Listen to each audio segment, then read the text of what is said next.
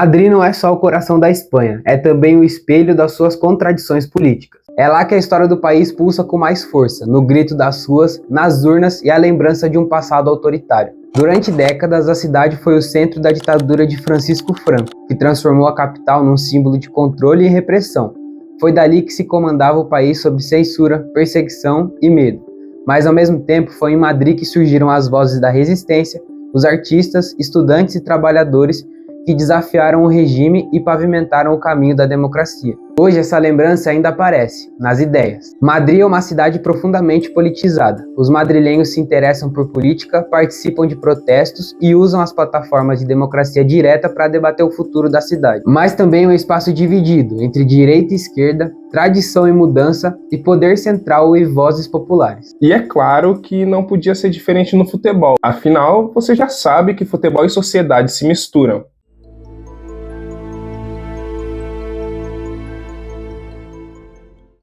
Os três principais times de Madrid, quando envolvemos no assunto política, são Real Madrid, Atlético de Madrid e Rayo Vallecano. Cada um com sua ideologia, profundidade identitária na história e conexão. Obviamente, com nenhum viés absoluto dentro das instituições. Para começar a explicar isso para você, vamos nos deslocar para o norte de Madrid, para falar o que para muitos é o maior clube do mundo, o Real Madrid. Os merengues são taxados como o clube da realeza. E isso não é só pelo seu nome. Há na história uma ligação muito forte entre o Real Madrid e as elites e a realeza espanhola. Na própria criação e início das atividades, o clube já estava bem ligado a quem estava no poder. O Madrid Futebol Clube foi fundado em 1902 por dois irmãos catalães, radicados em Madrid, Carles e Juan Padrós. Já em seus primeiros anos de vida, o clube conquistou seus primeiros títulos de relevância nacional. Foram 4 títulos do Campeonato Espanhol. Mesmo sendo um clube recente, o Madrid FC já tinha uma base social muito forte, com comerciantes, pequenos empresários e trabalhadores civis e militares, que eram basicamente a base das agremiações da criação do clube. Já mais pra frente, em 1920, o rei Dom Afonso VIII concedeu o título de Real ao clube da capital. Tirou o título de Madrid para Real Madrid. O clube passou a adotar o símbolo da coroa espanhola em seu escudo, além de estreitar os laços com a monarquia. O rei foi nomeado presidente de honra do clube. Lembra de Padrós? Ele foi um dos principais influentes na criação da FIFA. Perceba que o poder sempre esteve junto do Real Madrid. Pulando um pouco mais à frente na linha do tempo, a gente chega na década de 30, mais especificamente no ano de 1939, com o fim da Guerra Civil Espanhola e a rendição das tropas republicanas, que foram vencidas pelas tropas de Francisco Franco, que instauraram a ditadura na Espanha. Com a consolidação do regime de Franco, o Real Madrid estava imerso em uma crise financeira. Havia perdido boa parte de seus jogadores, que se exilaram, fugiram e se aposentaram, ou até mesmo lutaram na guerra. O Madrid teve que tirar o Real do seu nome, em desvinculação com a monarquia. Além disso, seu presidente, durante o período republicano, Rafael Sánchez Guerra, de ideologias contrárias ao franquismo, foi destituído do cargo e preso, precisando se exilar na França. A alternativa foi recorrer ao plano de recuperação do então dirigente Santiago Bernabéu, que assumiu a presidência do clube justamente para recolocar o Real Madrid no cenário futebolístico espanhol. A figura de Bernabéu foi central no Real Madrid durante a ditadura franquista, além de ter lutado na Guerra Civil pelas forças nacionalistas, isto é, ao lado das forças franquistas pró-Franco. Bernabéu se tornou amigo do ditador Franco. Essa informação é fundamental.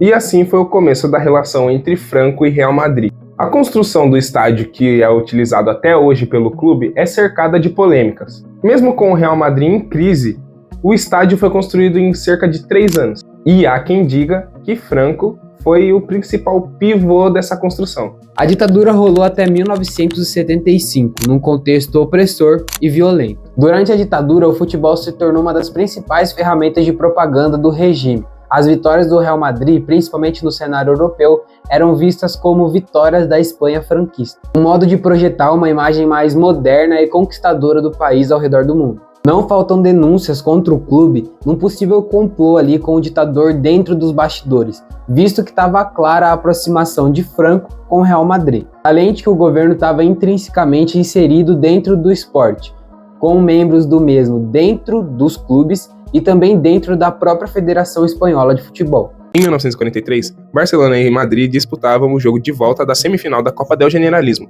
No primeiro jogo, na Catalunha, vitória do time da casa por 3-0. Já no jogo de volta, o Barcelona recebeu em seu vestiário a visita dos árbitros, da polícia e de dirigentes. Além da eliminação e sonora goleada, o clube catalão ainda foi multado e teve seu estádio fechado por 6 meses devido às hostilidades de sua torcida no jogo da ida. Os torcedores haviam vaiado a Marcha Real da Espanha, um símbolo nacional espanhol. Há relatos de intimidação e pressão política, embora o regime tenha negado qualquer tipo de interferência direta. Outra história bem famosa foi a contratação do argentino Di Stéfano, que você conhece bem. Ele estava praticamente acertado com o Barcelona, mas com algumas manobras políticas da ditadura, ele foi para o Real Madrid. Nascia ali um dos maiores ídolos da história do Real e que ajudou o clube a conquistar os títulos do começo do clube. A posição mais à direita da torcida madrilenha, perceba, não foi imposta, mas sim construída ao longo da história, com a grande proximidade do Real Madrid com grandes figuras políticas, como o Reis e o ditador Franco, além, é claro, da grande rivalidade que começou com o Barcelona durante a ditadura. O Barcelona e sua torcida são categoricamente pró-independência e na época eram contra a ditadura, de forma natural, como um sinal de contraponto, já ligado às ideias do próprio lado, os merengues desenvolveram mais ainda o viés mais tradicional e ligados à direita. Até hoje o clube é visto dessa forma, mesmo sem a torcida e o próprio clube se declararem homogeneamente de direita. E se você chegou até aqui, é claro, pode considerar se inscrever no canal e curtir o nosso vídeo.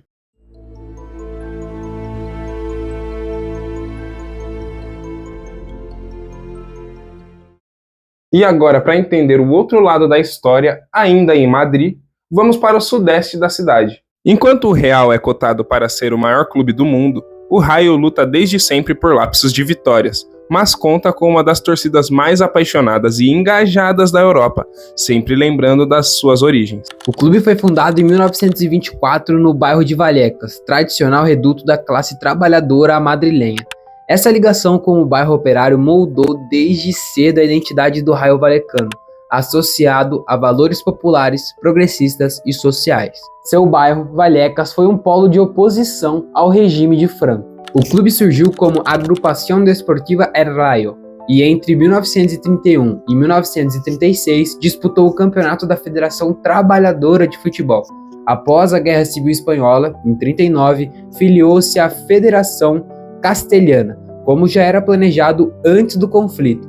No mesmo ano, Miguel Rodríguez Alzola assumiu a presidência e em 13 de novembro de 47, o clube passou a se chamar oficialmente Agrupación Deportiva Rayo Vallecano.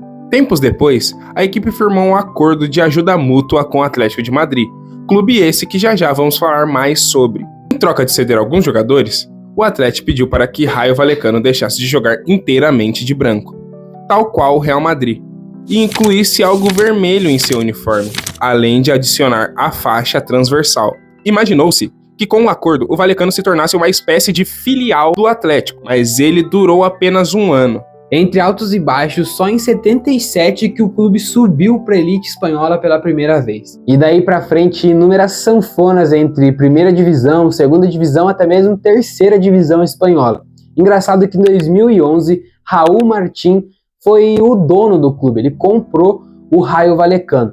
Curiosamente, um empresário que defende valores diferentes do clube, Rayo Vallecano, e sua torcida. Como dito, a torcida do Rayo é quem leva o peso de ser progressista e age em Madrid em nome dos trabalhadores. Em 1992 foi fundada a Bucaneiros, torcida organizada do clube que é conhecida por seu forte viés ideológico de esquerda, que apoia causas sociais e combate ao racismo e ao fascismo. O Rayo Vallecano é conhecido por lemas como "Ame o Rayo, odeie o racismo" e "Pequeno no esporte, grande nos valores", refletindo seu engajamento social. Um exemplo marcante ocorreu em 2014, quando o clube e sua torcida ajudaram Carmen Martínez, uma idosa de 85 anos despejada de sua casa, e o clube e a torcida garantiu a ela moradia vitalícia e apoio financeiro. Em 2017, a torcida raiz fez a diretoria do clube cancelar a transferência do ucraniano Roman Zuzulya, que possuía vínculo ativo com grupos neonazistas em seu país. Em 2015, uma camisa com um arco-íris foi lançada em prol à luta contra a homofobia. Desde 1976, sua casa é o estádio de Vallecas. Em 2004, o palco chegou a receber o nome de Teresa Rivero. Em 1994, ela se tornou a primeira mulher a presidir um clube da primeira divisão da Espanha. O Rayo Vallecano se consolidou como o clube que expressa a opinião dos moradores de Vallecas. Sua torcida e sua cultura estão amplamente ligados a valores de resistência social, igualdade e solidariedade. Em contraste com o poder e o prestígio histórico do Real Madrid, o Rayo Vallecano representa uma visão mais popular e comunitária do futebol.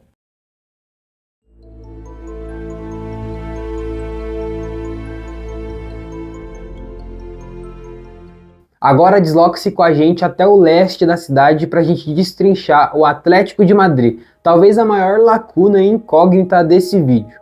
Muitos veículos atuais ligam a ideologia majoritária dos colchoneiros a movimentos extremistas de direita, por conta de alguns casos de racismo no Campeonato Espanhol, principalmente contra Vinícius Júnior, além de gestos feitos por alguns torcedores nas arquibancadas. Ao mesmo tempo que a história da origem do clube penda para outro lado. Fato é que não dá para generalizar torcidas e instituições. O que citamos aqui foram justamente histórias verídicas do que aconteceu para te mostrar qual lado pende mais a torcida e o clube. O Clube Atlético de Madrid foi fundado no dia 30 de abril de 1903 por um grupo de jovens bascos e madrilenhos. De início, o clube chamava-se Athletic, tal como o Athletic de Bilbao, do País Basco, qual era uma filial. Depois de uma final contra o então Madrid FC, o Athletic recebeu um grande apoio da comunidade basca que vivia em Madrid. Foi um ponto de partida para a criação de um clube que acolhesse os bascos que viviam em Madrid. Foi daí que veio a criação realmente do Atlético de Madrid, que começou, como eu falei, escrito Athletic de Madrid. Anos depois, a ligação com o Bilbao se rompeu e a partir disso o Atlético conseguiu jogar por si só os campeonatos locais. A partir dali, o clube se consolidou como um rival local do Real Madrid, não só pela sua principal ideologia progressista, mas também por ter passado por uma criação basca, e também pelo que representavam dentro de campo, com garra, traço esse carregado até os dias de hoje pelo clube. Com a chegada da ditadura, veio também a crise. O Atlético de Madrid perdeu membros mortos no conflito. A crise assolou o clube com armistício, 100 jogadores e uma enorme dívida. O time acabou fundido com o Aviación Nacional, time criado pelo exército durante a Guerra Civil e que o poder central queria que participasse da La Liga. Nascia naquele momento o Atlético Aviación, instrumento do franquismo. A ditadura estava contando assim com um time popular, ligados à massa, um de seus anseios para tentar se legitimar. Além de ter os gastos bancados pelo regime, também tinha o direito de recrutar os jovens jogadores em idade para o serviço militar. A ligação do Atlético com a aeronáutica se rompeu em 1946, já depois do fim da guerra, sem a hegemonia que a ditadura esperava. O Atlético Aviación, então, se transformava definitivamente em Atlético de Madrid. A partir dali as coisas foram mudando. O Real surgiu realmente como o clube da elite, o Rayo Vallecano como o clube mais popular e o Atlético nessa posição um pouco mais neutra. Perceba que o Atlético foi usado pelo ditador, mas não foi o clube da ditadura. Com o passar do tempo, o Atlético ficou conhecido como a equipe do povo, símbolo da garra madrilenha e de uma torcida que não se define por ideologia, mas sim por resistência. Nas arquibancadas, até os dias de hoje, o Atlético representa realmente a população madrilenha, sem uma ideologia clara. Diferentemente do Real e principalmente do Rayo Vallecano. Há grupos como a Frente Atlético, ultradireita racista envolvida em episódios violentos, mas também torcidas antifascistas ativas como Atléticos Antifascistas e Ultranápolis. No fim das contas, o Atlético de Madrid não é nem o time do poder, nem o time separatista, nem o time que levanta bandeiras de protestos sociais. Madrid, portanto, é uma cidade que nunca dorme, porque ecoa as vozes do passado. No estádio, mais do que gols e troféus, há memórias e ideias. O Real Madrid carrega o peso do poder e das vitórias. O Atlético, a resistência e a garra. O Rayo, o grito de quem nunca teve voz. 3 clubes, 3 ideais em uma só cidade, intensa e bem viva. O futebol em Madrid não é só um jogo, é um reflexo. É a política nas arquibancadas, a história pintada em cores, a sociedade em forma de canto. E deixe seu comentário aí dizendo o que mais te interessou nesse vídeo e mande também esse vídeo para aquele seu colega ou amigo que gosta também de futebol e história assim como você. E já deixa o like para mostrar que o futebol vai muito além das 4 linhas.